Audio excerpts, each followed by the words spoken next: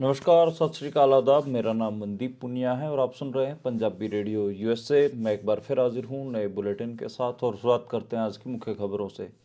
Germany के Magdeburg में एक डॉक्टर ने अपनी कार से क्रिसमस की खरीदारी करने के लिए निकले लोगों को कुचल दिया है, जिसमें 5 लोगों की मौत होने की खबर है और 200 से ज़्यादा लोग घायल हुए हैं। अभी भी 41 लोगों की हालत गंभीर बनी हुई है। पंजाब के मोहाली शहर में एक बहुमंजिला इमारत ढहने के कारण 20 लोग दब गए हैं। वहां पर एनडीआरएफ की टीम पहुंची हुई है और बचाव कार्य जारी है। अभी तक एक लड़की को बाहर निकाला गया है। तकरीबन 20 लोग अभी भी उस बिल्डिंग के मलबे के नीचे फंसे हुए हैं। हरियाणा के पूर्व मुख्यमंत्री ओम प्रकाश चौटाला का कल निधन हो गया था। आज उनका अंतिम संस्कार तेजाखेड़ा गांव में कर दिया गया है। सुबह 9 बजे से लेकर 4 बजे तक लोगों ने उनके अंतिम दर्शन किए और 4 बजे उनका अंतिम संस्कार कर दिया गया। किसान नेता जगजीत सिंह डल्लेवाल का आमरण अनशन 26वें दिन आज खनौरी बॉर्डर पर जारी रहा। आज पंजाब सरकार ने सुप्रीम कोर्ट के कहने पर खनौरी बॉर्डर से कुछ दूर अस्थायी अस्पताल बना दिया है, जिसमें 4 कमरे हैं और एक एम्बुलेंस जगजीत सिंह डल्लेवाल के टेंट के नज़दीक तैनात कर दी गई है। ये थी आज की मुख्य खबरें। अब करते हैं इन खबरों का विश्लेषण और शुरुआत करते हैं पहली खबर से। पहली खबर जर्मनी से आई। जर्मनी से बड़ी ही दुखदाई घटना की खबर आई। वहां पर मैग्डेबर्ग शहर में क्रिसमस की खरीदारी कर रही भीड़ के ऊपर एक डॉक्टर ने अपनी गाड़ी चढ़ा दी और उसमें लगभग 200 लोग घायल हुए हैं। 5 लोगों की मौत हो चुकी है और 41 लोग काफ़ी गंभीर तौर पर जख्मी हैं। उनमें से भी बहुत सारे लोगों की डेथ होने की खबरें आ रही हैं। मरने वालों में अभी तक एक बच्चे की भी मौत हुई है। 5 लोगों की डेथ कन्फर्म हो चुकी है और उनमें एक बच्चा है। जो ये डॉक्टर हैं, तालेब इनका नाम है और सऊदी अरब के रहने वाले हैं, लेकिन नागरिकता अब इनके पास जर्मनी की है और ये कट्टर इस्लाम विरोधी बताए गए हैं। लगातार ट्विटर पर ये इस्लाम के खिलाफ पोस्टें लिख रहे थे। वैसे तो पेशे से डॉक्टर हैं और साइकोलॉजी के डॉक्टर, मनोविज्ञान, जो विज्ञान रोग, मनोरोगी होते हैं, यानी कि जिनको एक हिसाब से डिप्रेशन के जो मरीज होते हैं, उनके वो डॉक्टर थे। लेकिन अब आप देखिए कि उन्होंने जो जिस घटना को अंजाम दिया, उससे तो ये लग रहा है कि वो खुद मानसिक तौर पर परेशान थे। तो और इस अभी इसमें ये भी सामने आ रहा है कि सिर्फ तालेब ही इसमें शामिल नहीं है, कई और लोगों की शामिल होने की भी सूचनाएं मिल रही हैं। तो एक बार ये घटना पूरी अनफोल्ड हो, उसके बाद पता लगेगा। और इस घटना ने साल 2016 की बर्लिन की उस घटना को भी याद दिलवा दिया है। ठीक 8 साल पहले आप याद करिए, जब एक ट्रक लेकर एक इंसान ने बाजार में भीड़ में ऐसे ही घुस गया था और बहुत सारे लोगों की मौत उस समय भी हुई थी। और ऐसे ही घटना अब 8 साल बाद दोबारा से मैग्डेबर्ग शहर में देखने को मिली है और जर्मनी में क्रिसमस के दौरान ये सब हुआ है। दुनिया भर से इस घटना को लेकर लोगों ने एक हिसाब से निखेधी की है और सब दुखी हैं। और अलग अलग देशों के लोग हैं जो इस घटना में घायल हुए हैं। इटली के भी हैं, फ्रांस के भी हैं, अमेरिकन, इंडियन, कई देशों के लोग हैं जो इसमें घायल हुए हैं। अगली खबर की ओर बढ़ते हैं और जो अगली खबर है पंजाब से भी एक दुर्घटना की खबर है। पंजाब के शहर मोहाली में एक बहुमंजिला इमारत ढहने के कारण तकरीबन 20 लोग अंदर मलबे में दब गए हैं। घटना मोहाली शहर के सोहाना साहिब गुरुद्वारे के पास की एक मंजिल की है, एक बहुमंजिला इमारत की है और उसके पास में कंस्ट्रक्शन चल रही थी और अंडरग्राउंड बेसमेंट के लिए उसके पास वाले प्लॉट को खोदा जा रहा था, जिसके कारण वो 5 मंजिला जो इमारत थी उसकी नींव हिल गई और नींव हिलने के कारण वो जो सारी बिल्डिंग थी वो भरभरा के नीचे गिर गई। उस बिल्डिंग में एक जिम भी था और जिम में भी 4-5 लोग थे उस समय में और तकरीबन 15 से 20 लोग अभी उसमें फंसे हुए हैं। एक महिला को निकाला गया है और ये बताया जा रहा है कि वह महिला अब जिंदा नहीं है, उनकी मौत हो चुकी है। तो एक एक महिला को जिनको निकाला गया है उनकी मौत हो चुकी है और आप लगाइए कि वहाँ पर एनडीआरएफ की टीम भी मौजूद है, लोग भी हैं, फिर भी अभी जो बचाव कार्य है वो लगातार जारी हैं। और जो पंजाब के डीजीपी हैं गौरव यादव, वो मौके पे पहुंचे हुए हैं। भगवंत मान ने भी इसको लेकर ट्वीट किया है और आसपास बड़े तनावपूर्ण स्थिति है, लोग बहुत डरे हुए हैं। काफ़ी भयानक घटना ये आज देखने को मिली है। अगली खबर की ओर बढ़ते हैं। जो अगली खबर है वो दिल्ली से आई। दिल्ली में आम आदमी पार्टी ने भीमराव अंबेडकर के नाम पर एक फेलोशिप अनाउंस किया है, जिसमें उन्होंने कहा है कि यूनिवर्सिटी में कोई भी दलित स्टूडेंट पढ़ना चाहता है तो उसकी फ़ीस जो दिल्ली सरकार है वो भरेगी, और उस स्कॉलरशिप का नाम डॉक्टर भीमराव अंबेडकर स्कॉलरशिप दिया है। आप सबको पता है कि इंडिया अलायंस और एनडीए यानी बीजेपी के बीच में डॉक्टर अंबेडकर को लेकर जंग छिड़ी हुई है। अमित शाह ने पार्लियामेंट में बोलते हुए ये कह दिया था कि आजकल अंबेडकर का नाम लेना फैशन हो गया है, जिसके बाद विपक्ष ने उनको इस बात पर घेरा था कि अमित शाह ने डॉक्टर अंबेडकर की कहीं ना कहीं बेइज्जती की है, कहीं ना कहीं उनकी बेअदबी की है। और डॉक्टर अंबेडकर को इंडियन पॉलिटिक्स में एक पवित्र चीज़ की तरह ट्रीट किया जाता है और सेक्रेड आइडेंटिटी की तरीके से ट्रीट किया जाता है। इस वजह से पूरा विवाद हुआ। उसके बाद फिर वो घटना भी हुई इंडियन पार्लियामेंट में, जब सत्ता पक्ष और विपक्ष के सांसद आमने सामने हो गए, जिसमें राहुल गांधी के खिलाफ एफआईआर भी करवाई गई है। इसी बीच अरविंद केजरीवाल ये फॉर्मूला निकाल के लेके आए हैं कि जो सत्ता पक्ष और जो अमित शाह हैं वो लगातार भीमराव अंबेडकर का अपमान कर रहे हैं, और दिल्ली सरकार भीमराव अंबेडकर को सम्मान देना चाहती है। तो एक हिसाब से 2 महीने बाद चुनाव भी हैं, और चुनाव के लिहाज से मुझे लगता है कि अरविंद केजरीवाल ने ये फेलोशिप अनाउंस की है, और उन्होंने दिल्ली में महिलाओं को 2100 रुपये देने का वायदा भी किया है। चुनाव खत्म होने के बाद उन्होंने कहा है कि वो 2100 रुपये हर महीने महिलाओं को देंगे। अगली खबर की ओर बढ़ते हैं, और अगली खबर की बात करें तो हरियाणा के पूर्व मुख्यमंत्री ओम प्रकाश चौटाला आज पंचतत्वों में विलीन हो गए हैं, यानी कि उनका अंतिम संस्कार आज कर दिया गया है। सिरसा के तेजाखेड़ा में उनके खेतों में उनका अंतिम संस्कार किया गया है। तेजाखेड़ा फार्म हाउस के नाम से उसको जाना जाता है पॉपुलरली, और वहाँ पर 12 क्विंटल फूलों के से उनकी अर्थी भी जो बेस था वो सजाया गया, मिट्टी पूरी तैयार की गई, और चंदन की लकड़ियाँ लेके आए गए थे, और चंदन की लकड़ियों में उनका अंतिम संस्कार किया गया है। और आज उनको श्रद्धांजलि देने के लिए भारत के उपराष्ट्रपति जगदीप धनखड़ भी पहुंचे हुए थे। उन्होंने रोते हुए भाषण देते हुए कहा कि तकरीबन 35 साल पहले मुझे वकील से उन्होंने लीडर बनाया था, नेता बनाया था, और मुझे जो टिकट भी दिया जनता पार्टी का, और मेरे को एमपी भी बनाया, फिर बाद में मंत्री भी बनवाया। तो और उन्होंने कहा कि जब मेरे को गवर्नर बनाया गया तो मैं सीधा उनका आशीर्वाद लेने के लिए यहाँ पहुँचा था। अब उपराष्ट्रपति ने उनको उनके प्रति अपनी आज समर्पण और जो उनको राजनीति में जो ब्रेक दिया उसके बारे में भी बात रखी। इसके अलावा पंजाब से सुखबीर सिंह बादल, मनप्रीत सिंह बादल पहुंचे हुए थे पंजाब के, और भी कई सीनियर नेता पहुंचे हुए थे। और हरियाणा के पूर्व मुख्यमंत्री मनोहर लाल खट्टर, भूपेंद्र सिंह हुड्डा पहुंचे हुए थे। मौके के मुख्यमंत्री नायब सिंह सैनी भी पहुंचे हुए थे। इसके अलावा अगर बात करें तो कुमारी सैलजा, रणदीप सिंह सुरजेवाला, तमाम बड़े कद के नेता हरियाणा और पंजाब के वहां पर मौजूद थे, और उनको श्रद्धांजलि अर्पित की गई।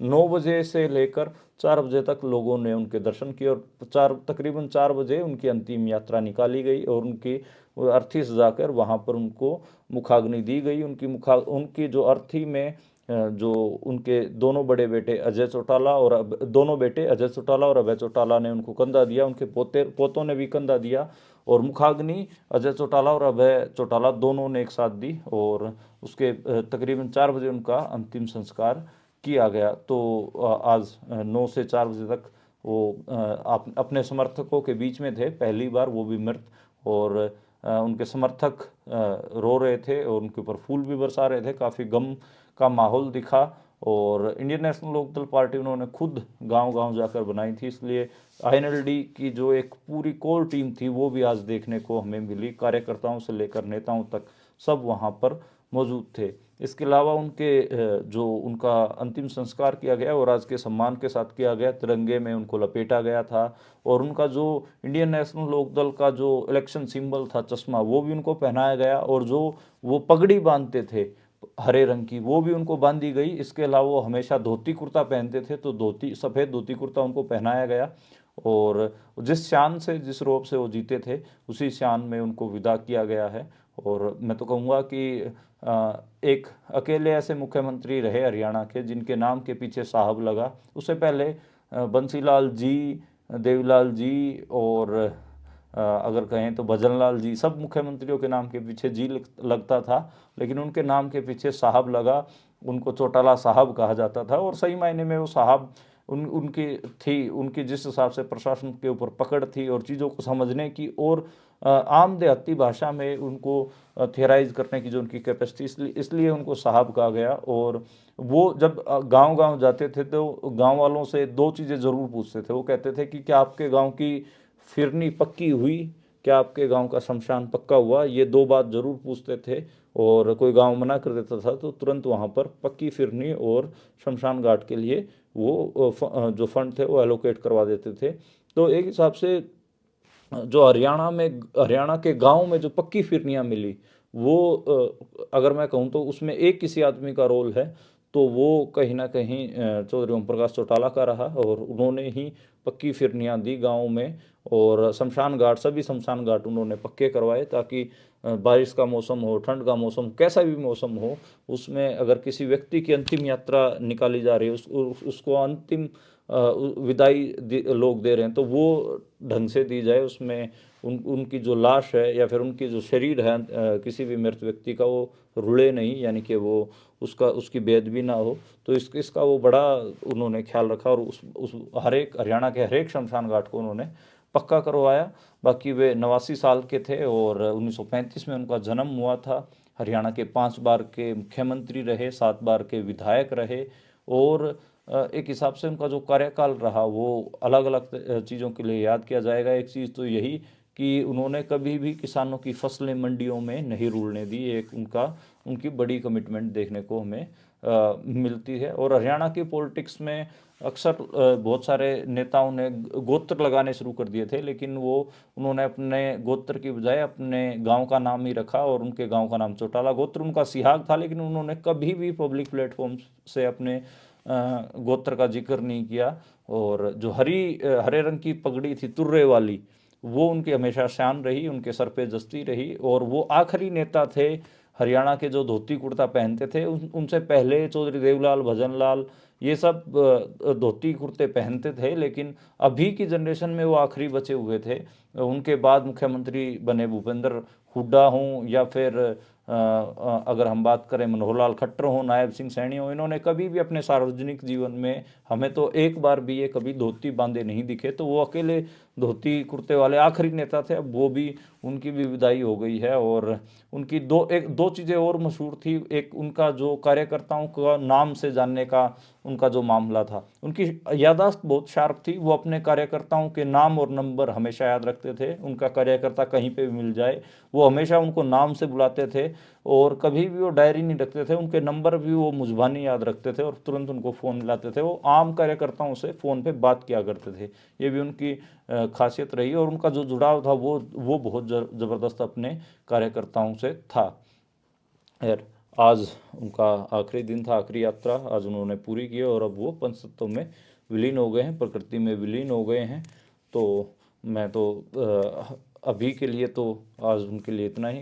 कभी आराम से खुल के जो उनका राजनीतिक जीवन रहा उसके ऊपर भी ज़रूर एक लंबी बातचीत हम करेंगे। अब अगली खबर की ओर बढ़ते हैं और अगली खबर पंजाब से है। पंजाब में आज आप सबको पता है कि नगर निगम के चुनाव थे। उसमें मोटा मोटा आम आदमी पार्टी हर जगह पे जीतती दिखी, लेकिन कई जगह पे आम आदमी पार्टी हारी भी है। इसमें अगर हम फगवाड़ा की बात करें तो फगवाड़ा में आम आदमी पार्टी के सिर्फ 12 जो काउंसलर जीते और 22 कांग्रेस के। तो फगवाड़ा में कांग्रेस ने एज ली है, कांग्रेस वहाँ पर बढ़त दिखी है। लुधियाना में आम आदमी पार्टी का अपर एंड रहा क्योंकि उनके 34 काउंसलर जीते हैं। पटियाला में भी 45 आम आदमी पार्टी के काउंसलर जीतते हैं। भाजपा के 4, अकाली दल के और कांग्रेस को 2-2 ही सीट मिली हैं। और 7 वार्डों में चुनाव नहीं हुए, चुनाव कैंसिल भी हुए, ये भी आप ध्यान रखिए। और अमृतसर में कांग्रेस को 10, आम आदमी पार्टी को 11, भाजपा को 1 और 4 पर इंडिपेंडेंट कैंडिडेट जीते हैं। जालंधर में आम आदमी पार्टी को 38, कांग्रेस को 25, बीजेपी को 19, बीएसपी को 1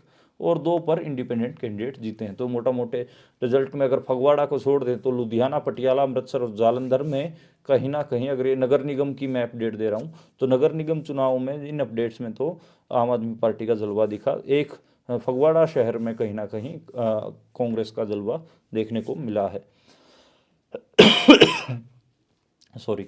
अगली खबर की ओर बढ़ते हैं और अगली खबर खनौरी बॉर्डर से। खनौरी बॉर्डर पर आज जगजीत सिंह डल्लेवाल को, उनकी भूख हड़ताल को आज 26 दिन पूरे हो गए हैं और पंजाब सरकार ने उनके टेंट से कुछ दूरी पर ही एक अस्थाई अस्पताल बनवा लिया है। 4 कमरे का अस्थाई अस्पताल है और उनके टेंट के नज़दीक, उनकी ट्रॉली के नज़दीक एम्बुलेंसें भी खड़ी करवा दी हैं कि अगर कुछ होता है तो वो उनको जल्दी से अस्थाई अस्पताल में भर्ती कर सकें। ऐसा इसलिए क्योंकि कल 20 तारीख को सुप्रीम कोर्ट की सुनवाई थी। सुप्रीम कोर्ट में ने कहा कि पंजाब सरकार की जिम्मेदारी है उनके स्वास्थ्य का ख्याल रखना और पंजाब सरकार एक अस्थाई अस्पताल का निर्माण करवाए। अगर कुछ भी होता है तो वो उसमें शिफ्ट करा सकती है। पंजाब सरकार से कई सवाल सुप्रीम कोर्ट ने पूछे थे तो पंजाब के जो सॉलिसिटर जनरल थे और जो वकील थे पंजाब की तरफ से जो पेश हुए थे, उनका शायद मनविंदर नाम है, उन्होंने यही कहा कि उनकी रिपोर्टें स्टेबल हैं। 2 दिन पहले उन्होंने हालांकि हवाला दिया था कि उनकी सेहत थोड़ी ख़राब हुई थी।